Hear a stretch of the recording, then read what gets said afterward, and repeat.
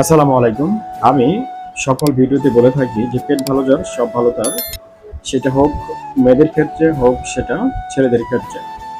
তো chronic dysentery বা পুরাতন আমাশয় হলো দীর্ঘস্থায়ী বা দীর্ঘমেয়াদী আমাশয়, যেখানে মূলত ডায়রিয়া বা রক্ত বা শ্লেষ্মাযুক্ত পাতলা পায়খানা 2 থেকে 3 সপ্তাহের বেশি সময় ধরে চলতে থাকে বা বারবার হয়ে থাকে। তো আপনার ক্রনিক ডিসেন্ট্রি বা পুরাতন আমাশয়ের ক্ষেত্রে গুরুত্বপূর্ণ কিছু লক্ষণ: এক হচ্ছে বারবার পাতলা পায়খানা, প্রায় রক্ত ও শ্লেষ্মা মিশ্রিত থাকে।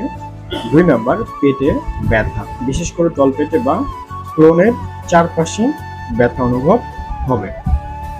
3 নাম্বার, কিনেমাস, অর্থাৎ আপনার পায়খানা হওয়ার পরেও মনে হবে যে আরো হবে, বা পেট ঠিক মতো খালি হয় না, গুরুত্বপূর্ণ একটি লক্ষণ।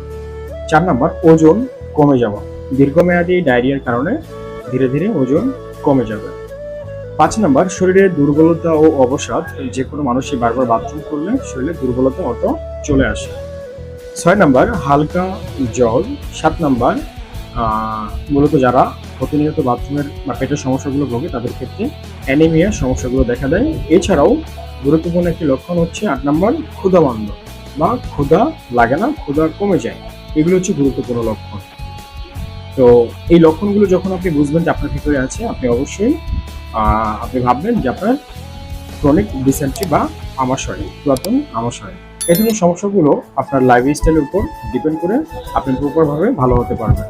এই জন্য অবশ্যই গুড লাইফস্টাইলে অভ্যস্ত হতে হবে, পাশাপাশি কিছু ঔষধ সেবন করতে হবে।